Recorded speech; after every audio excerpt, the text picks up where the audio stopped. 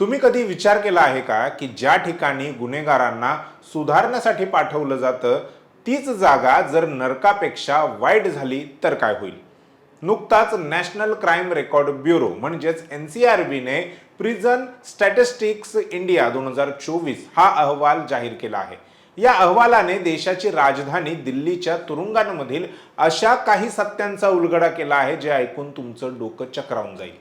एकीकडे दिल्लीला जागतिक दर्जाचे शहर बनवण्याच्या गप्पा मारल्या जातात, पण दुसरीकडे इथल्या तुरुंगांमध्ये एका कैद्याच्या जागी दोन दोन कैदी कोंबले जात आहेत. दिल्लीच्या जेलमध्ये नेमकं काय चाललंय, ती हार, मंडोली आणि रोहिणी या जेलची क्षमता किती आहे आणि तिथे प्रत्यक्षात किती कैदी राहत आहेत, आणि या सर्वात महत्त्वाचं म्हणजे या गर्दीला जबाबदार कोण? आज आपण यावरच सविस्तरपणे चर्चा करणार आहोत. नमस्कार, मी संकेत आणि आपण पाहत आहात मुंबई आउटलुक. NCRBच्या रिपोर्टनुसार दिल्लीच्या जेलमधील ऑक्युपन्सी रेट अर्थात क्षमता ही तब्बल 194.6% अशी आहे. याचा साधा अर्थ असा की जर जेलमध्ये 100 कैद्यांची जागा असेल तर तिथे जवळपास 195 कैदी राहत आहेत. जरी हे आकडे 2023च्या 200%पेक्षा थोडे कमी झाले असले तरीही संपूर्ण देशात दिल्ली अजूनही टॉपवर आहे. इतर राज्यांशी तुलना केली तर हे चित्र अधिक स्पष्ट होईल. मेघालयचा ऑक्युपन्सी रेट हा 163.5% आहे. जम्मू काश्मीरचा 148.3%, मध्य प्रदेशचा 147.1% आणि महाराष्ट्राचा ऑक्युपन्सी रेट हा 143.9% इतका आहे. म्हणजेच दिल्लीतील गर्दी ही महाराष्ट्रापेक्षाही कितीतरी पटीने जास्त आहे. दिल्लीत एकूण 16 जेल आहेत.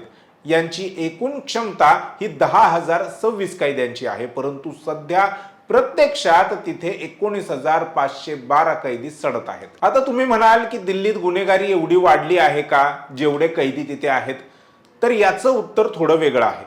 या 19,512 कैद्यांपैकी केवळ 2,232 कैदी असे आहेत ज्यांना कोर्टाने शिक्षा सुनावली आहे, जे कन्व्हिक्ट्स आहेत. बाकीचे 17,178 कैदी हे विचाराधीन अर्थात अंडर ट्रायल्स आहेत. याचा अर्थ असा की या लोकांवरील आरोप अद्याप सिद्ध झालेले नाहीत. ते फक्त तारखांची वाट पाहत जेलमध्ये बंद आहेत.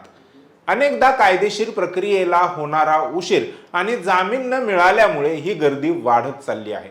रिपोर्टनुसार जेलमध्ये बंद असलेल्यांपैकी सर्वाधिक दोषी हे हत्या आणि बलात्कारासारख्या गंभीर गुन्ह्यांमधील आहेत. परंतु छोट्या गुन्ह्यातील विचाराधीन कैद्यांची संख्या इथे जास्त आहे. कैदी जास्त आहेत हे समजलं, परंतु त्यांना सांभाळणारे लोक कुठे आहेत, त्यांची क्षमता काय, ही या रिपोर्टमधील सर्वात धक्कादायक बाब आहे. गर्दीच्या बाबतीत दिल्ली नंबर 1 वर असली तरी जेल कर्मचाऱ्यांच्या रिक्त पदांच्या बाबतीत दिल्ली 3ऱ्या क्रमांकावर आहे. रिक्त पदांच्या बाबतीत बिहार टॉपवर आहे. बिहारमध्ये 4,593 रिक्त पदं आहेत. त्याखाली उत्तर प्रदेश 4,278 व 3ऱ्या क्रमांकावर दिल्ली 4,069 रिक्त पदे आहेत. दिल्ली जेल प्रशासनाला 6,512 कर्मचाऱ्यांची गरज आहे, परंतु प्रत्यक्षात फक्त 2,447 कर्मचारी काम करत आहेत. त्यातही सर्वात वाईट अवस्था हेड वॉर्डन पदाची आहे. 1,372 पदे मंजूर असताना फक्त 272 लोक कामावर आहेत. विचार करा, जिथे कैदी दुप्पट आहेत आणि कर्मचारी गरजेच्या तुलनेत निम्मेही नाहीत, तिथे सुरक्षा कशी राखली जात असेल? यामुळेच जेलमध्ये गँगवॉर होणं किंवा हिंसेच्या घटना वारंवार घडताना दिसतात. या सर्व परिस्थितीवर जेल प्रशासनाचे काय म्हणणे आहे? तर दिल्ली जेल विभागाच्या प्रवक्त्यांनी सांगितले की ते नरेलामध्ये एक नवीन जेल संकुल उभारत आहेत. हे जेल केवळ सामान्य जेल नसेल तर ती दिल्लीची पहिली हायटेक सिक्युरिटी जेल असेल. या जेलचे वैशिष्ट्य म्हणजे तिथे हाय रिस्क कैद्यांसाठी स्वतंत्र कोठडे असतील.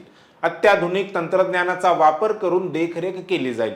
यामुळे तिहार जेलवरचा ताण कमी होईल असे सांगण्यात आले आहे. जानेवारी 2024 मध्येच यासाठी टेंडर जारी करण्यात आले आहे. परंतु प्रश्न हाच उरतो की नवीन इमारत बांधून हा प्रश्न सुटेल का, की आपल्याला आपल्या न्याय व्यवस्थेत सुधारणा करून विचाराधीन कैद्यांचा प्रश्न मार्गी लावावा लागेल. संयुक्त राष्ट्र व मंडेला नियमांनुसार एका कैद्यासाठी 4 ते 6 चौरस मीटर इतकी जागा जेलमध्ये देणे आवश्यक आहे.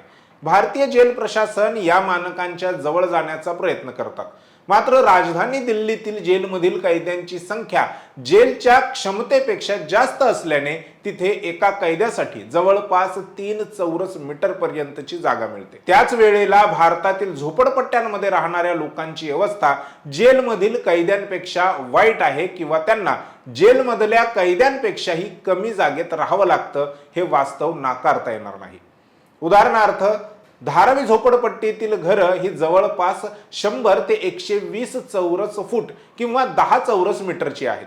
एका कुटुंबात जर 5 सदस्य असतील तर एका सदस्याच्या वाट्याला 2 चौरस मीटर इतकीच जागा येते, जी ओव्हरक्राऊडेड भारतीय जेलमधील कैद्यांना मिळणाऱ्या जागेपेक्षाही कमी आहे. याचा अर्थ जागेच्या बाबतीत भारतीय जेलमधील कैदी हे झोपडपट्ट्यांमधील लोकांपेक्षा चांगले जीवन जगत आहेत असे म्हटले तर वावगे होणार नाही. एनसीआरबीचा हा रिपोर्ट केवळ आकडेवारी नाही, तर ती एक धोक्याची घंटा आहे. तुरुंगात प्रमाणापेक्षा जास्त गर्दी असणे म्हणजे मानवी हक्कांचे उल्लंघन तर आहेच, पण ते सुरक्षेसाठीही मोठे आव्हान आहे. 95% कैदी पुरुष आहेत आणि त्यांच्यासाठी जागाच उरलेली नाही. कर्मचाऱ्यांची कमतरता भरून काढण्यासाठी दिल्ली सरकारने तातडीने भरती प्रक्रिया राबवणे गरजेचे आहे. जर आपण वेळेवर पावले उचलली नाहीत तर सुधारणा गृह म्हणून ओळखले जाणारे हे तुरुंग गुन्हेगारीचे नवे अड्डे बनू शकतात. दिल्लीतील तुरुंगाची ही अवस्था सुधारण्यासाठी सरकारने काय केले पाहिजे? फक्त नवीन जेल बांधणे पुरेसे आहे की कायद्याची कडक अंमलबजावणी हवी, यावर आता एका राष्ट्रीय चर्चेची गरज आहे.